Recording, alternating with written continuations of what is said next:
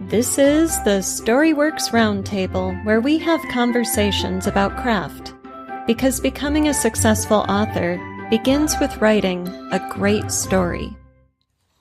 Hello and welcome to tonight's Storyworks Roundtable. We are talking about writing villains. So if you didn't hear it, we had a recent episode on 3D villains, what makes a villain 3D. So this is a companion piece talking about writing them. So pretty wide open topic there. First thoughts, writing villains. Do you love them, hate them, hard, easy? Nobody jump in. It's hard because for me, and I suppose it depends a wee bit on the point of view you're writing in. Certainly when I'm writing first person present tense, it's so involving that you almost want to sort of get up out of your seat and go stand somewhere else to be the villain, which is probably not a bad idea. Mm-hmm. So really putting on that different hat. And because I suppose we write from the point of view of protagonist being the main, having the most agency in the story, the most capable, theoretically, and yet they're coming up against something, some villain, which has to have right up until the end equal and opposite or even greater force against them, and yet we probably spend less time in their head understanding them. So I think that's the hardest thing, is that you sort of, as a writer anyway, I most connect with my protagonist. Right. Maybe there's some vicarious stuff in there. You want to be your protagonist, or imagine what it might have been like to have been that protagonist, if not necessarily be them. But I don't know. Maybe rarely we do that with a villain.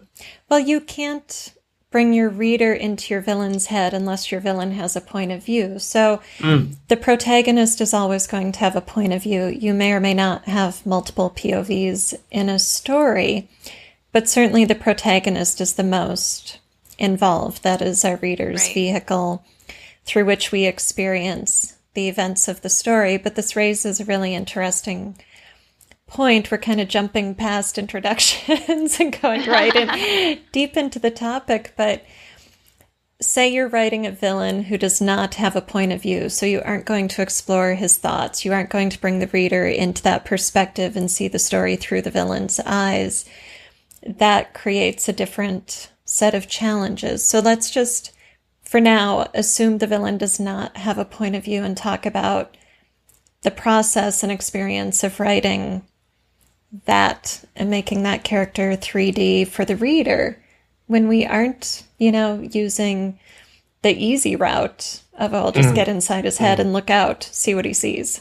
The easy route that can also create more problems than it can solve sometimes. Right, but I think a lot of writers, especially newer writers, use multiple points of view as a sort of crutch because, I can just tell the reader what this character is thinking, instead of having to show it through actions and repercussions and dialogue and so forth.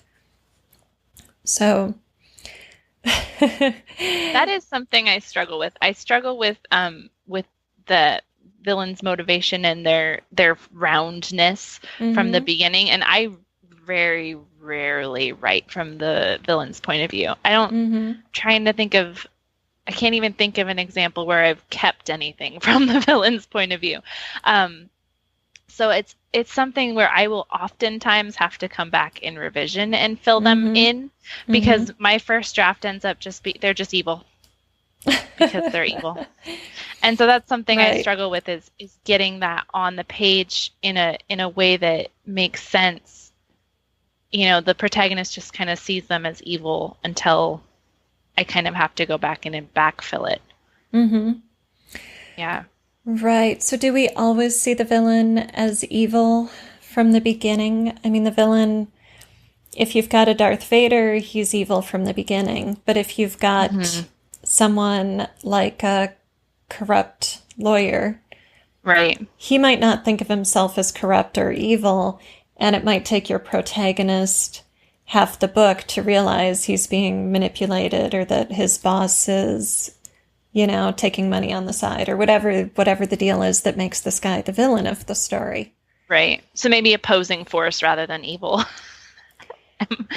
Right. Well, I mean, if you're writing in the fantasy genre, it might be appropriate to have an evil villain. But if you're writing in a contemporary genre, based in reality, it might not be appropriate or straightforward to have an evil antagonist, So how do we write? So how do you get the nuance on the page when you're not speaking from that point of view? Right. Like you were saying that your protagonist sees the villain as just evil and you have to go back in revision and fill in to round that out. As you do that in revision, are you making the evil villain less evil and more human? Or just more complexly evil? I think the former and not the latter, making them more human, because they have to have that feeling of not just being, like I said, not just being the evil force. There has to be some level of, I can sympathize with what they're doing, or that you understand that they think that what they're doing is right. Because very rarely, again, other than the big bad, like we talked about in the 3D villains, where they have literally nothing other than evil. Most people think that they're doing what is best for the situation, even if it's just what's best for themselves. So filling in details, maybe things around what is going on, people that surround the villain, things like that reflect on them, even if they don't have a point of view or something where we can directly see their thoughts. We can see through maybe the actions of the people that are around them, or the actions or the effects of what's going on, or, various different things to kind of mirror their thoughts throughout what they're doing. Yeah. Yeah, I would agree. I think that you've got two big things in there. One is that they have to have a reason for doing what they're doing. Even the pure evil has got a reason for in its own head or its own forces. Right. So they need to have a goal, and I think that's something that I've often I probably have often not really thought through enough. And I'm taking my time with the current book I'm writing to actually do that, and I'm really enjoying it because it's enriching where I think the plot needs to go. So there's that part of it, which is the mechanics, I suppose, and then the second part, which is you're going to notice it from what happens. So as Catherine said, the consequences, whether they're directly or indirectly noticeable. And I'm reminded, it's a bit metaphorical, but there used to be this funny little computer application when we all started getting desktop computers, and it was really weird. All you had to do it was like a flash animation thing. You double click it and it took up your whole screen, and it was just a dancing stick character. And if you moved your mouse close to it, it sort of started up. And then if you clicked on various parts, that part would move, like the arm would just flap, and you could change the music, and it was just hilarious. You'd spend 10 minutes watching it.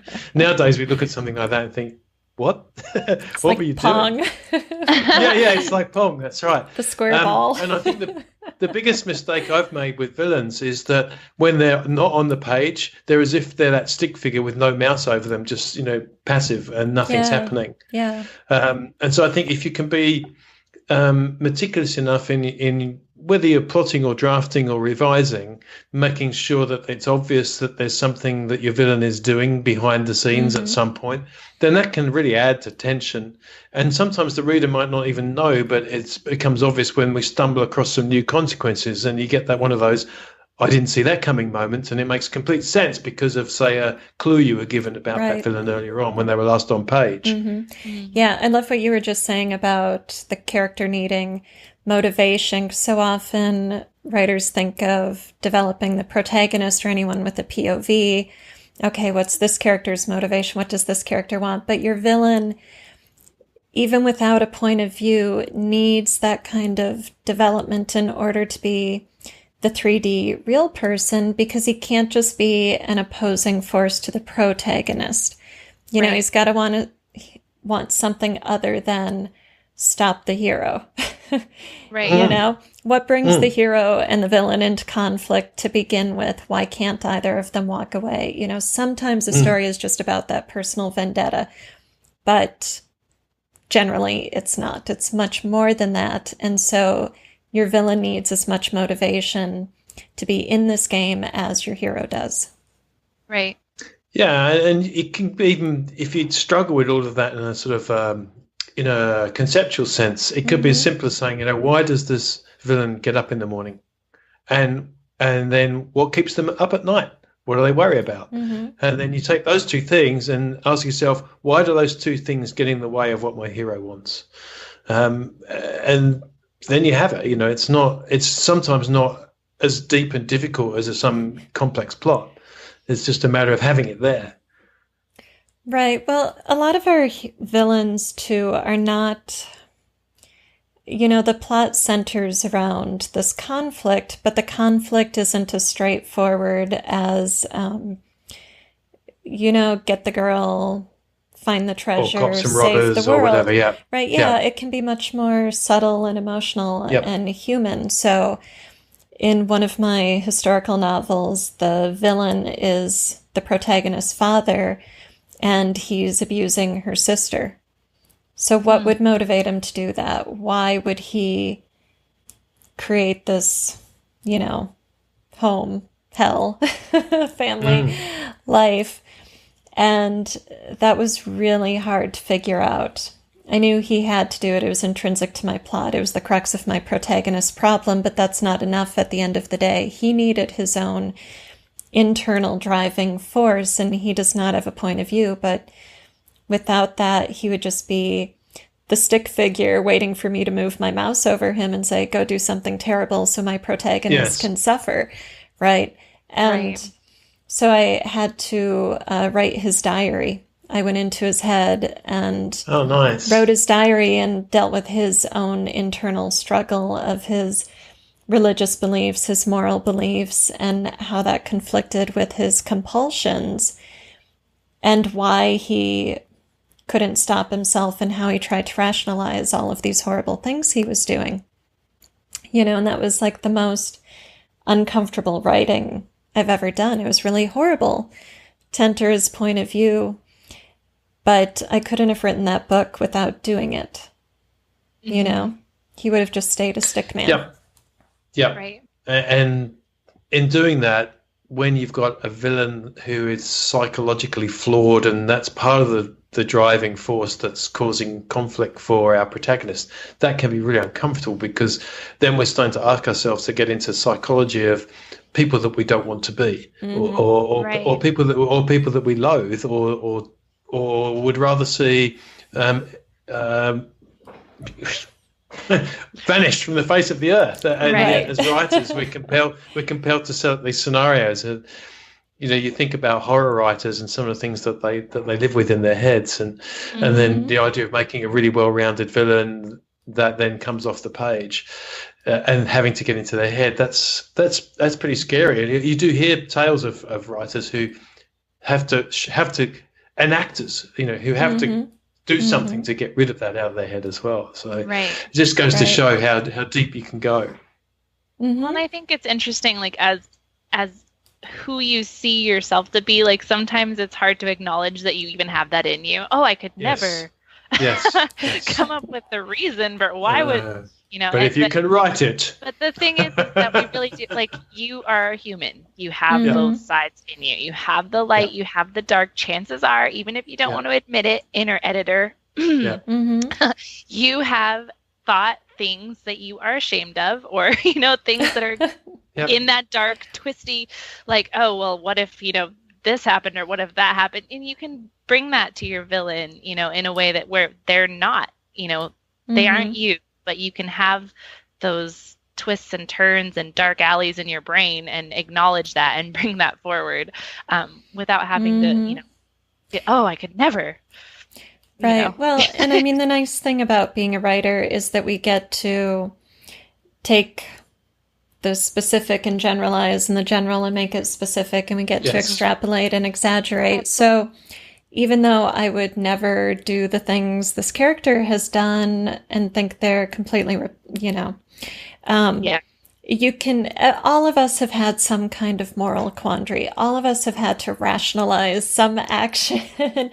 All of us have gone, oh, that thing I did, maybe that wasn't the best, but does it make me a bad person? Am I still a good person? You know, oh no, I stole a paperclip from the office at work. Well, okay, that was morally questionable. How can I take this and then use it to get into my villain's head? So whatever your personal sense of scale and proportion is for your own dark side, you can use that to then go and explore whatever you need to. Yeah, you know, for your work. Completely outside of your own experience. It's more about the thought processes and the moral, like you said, the moral quandaries, than it is about the exact specific actions that are being taken. Right. Exactly. How is that, as that particular antagonist, connected their dots, and why is that getting in the way of your protagonist's progress? And you know, there doesn't have to be anything necessarily revoltingly horrible or evil. It can, you know, some people are unwitting antagonists in your story as well. So you know, it's just because their goals conflict. Right. So, do you guys have a favorite villain you've written, or one that was really hard to write? I think I'm still on the growth path with that one. Yeah. So your villains haven't been too challenging yet, or just fun? I don't know that I've ever had a villain that was super fun to write. I think they've always been challenging. I think I still struggle with that whole idea. And so a lot of times I'll get done and be like, well, that wasn't as satisfying as I wanted it to be because my villain wasn't as, you know, like big, or wasn't as scary, or what, you know, there's all sorts of different layers that you can make happen. But most of the time I favor my protagonist too heavily. And so it's like not really a contest. And so you have to go back and fix it. So yeah, still working on making villains fun right now. There's still kind of that obstacle in my path every time I think about them. Was it easy to identify where the weakness lies with a particular villain once you've written him and you're going into the revision mode? Do you guys find you can go, oh, this guy, he's blank, you know? Yeah, I'm really, really scared of writing the you know, mustache twirling, goatee sporting caped villain. So that I pick up really easily when I go back in revision. I'm just really worried that I'm going to have this horrible cardboard character chortling in the background about his or her evil deeds they can't wait to exact upon our hero. So I do like going back and fleshing it out, but it is tough because that's often means seeding more things back in than you've necessarily and then they have necessarily come out in first draft, because in first draft, for me anyway, I'm so immersed in my protagonist. Yeah. So how do you fix the guy who has the mustache and the goatee? What's your process like? Here's a razor. Lose the cape. So usually it's all about subtlety, and then seeding in things that are just little clues as to what their motivation is, and less of the direct confrontation. You know, I've been known to do the standoff. It's maybe too early, because I mean, obviously, at some point you're going to want some kind of standoff. Right. Presumably, the crux of the third act. But maybe I've had things that are too good guy meets bad guy early on in the story, and I've had to either tone it down or take it out completely because it wasn't necessary. You didn't need to play the hand that early. Right. That's a good point. You really need the escalation of stakes and tension over the course of the arc, and playing the hand is a good analogy. You know, if you put your protagonist and antagonist in too intense of a conflict early on, there's kind of nowhere to go from there, so you need to keep them simmering up to that exploding point. If part of your genre is encompasses mystery as well, then you really don't want to be. You want to be playing lots of false hands as well, just to sort of keep the reader on their toes. Mm-hmm. Yeah, very true. All right, so villains. Oh, go ahead, Catherine. I was just going to say, I tend to have better luck with the mid-level layer of villains than I do with the big level, like the major level. Yeah, like in the book that I'm currently working on revising, I have one villain that's like there from the beginning, and he is rounded out. He has a motivation. You can see it all over the page. He doesn't have a point of view or anything, but his interactions are very clear. Mm-hmm. And then, but the other villain, I didn't even know what had caused the main conflict until I got to the point where I literally had to sit down and write it. I was like, I know he did something. It's been hinted at the whole time. It's got to be kind of big. And then I was like, okay, now I'm here. What happened? So I think that's my bigger problem, is that top layer of villain, the one that has to have the good motivation, but is also like your big bad, quote unquote. Yeah. Mm-hmm. So I suppose that they're the reason for the existence of the story. I mean, I guess. Mm-hmm. Right, exactly. Do you think they're harder to flesh out initially, at least, because that's the guy who's in the shadows for much of the story? Kind of the puppet master, so... Yeah, and I could ignore the details of what had actually happened until I had to get to that scene and write it. Mm-hmm. And so, like, because I spent, 3/4 of the book before the revelation of what had happened in order to kind of, it was like, oh, well... Now he has to be here on the page. Boom. There he is. And then you're like, oh, just kidding. That was not. Now he's just evil for the sake of being evil. We don't really understand why he did what he did. And now I have to go back through and make sure that that's more clear from the beginning. And it was interesting to go back and journal after I had written that scene and say, okay, so if this is what he did, why did he do it? Right. And then I had to escalate what he had done because it wasn't big enough and, and different things. But it was interesting to play with that on the back end and to see, like, the mid-level villains I really don't have a problem with because they're interacting so much. Right. But it's once you get past that it's easier to forget that they exist while you're drafting. Mm-hmm. Yeah, I like that. That was a good... Yeah. Excellent. Good story, Catherine. Thank you. You can have Robert's villain lend your villain a razor. And that's great. Yeah. And the shave cream. Hey, pass that over, buddy. Yeah, sharing a dressing room, villain school. Yes. So what about... Is that the title of this episode? Shaving your villain's moustache. That's right. Give that villain a shave. What about when they do have a point of view? Have you guys written villains with POVs? Yeah. And? Yeah. It was fun, actually. It was, it was, I quite enjoyed it because it made me actually make them do things that made sense. Because I suppose if they're off the page, it's easy just to have them as this sort of Machiavellian, archetype. Right. But when you're in their head and they're doing stuff, they can't just be, cackling to themselves. I can't wait until I break this person's leg. It's just okay, right. Yeah.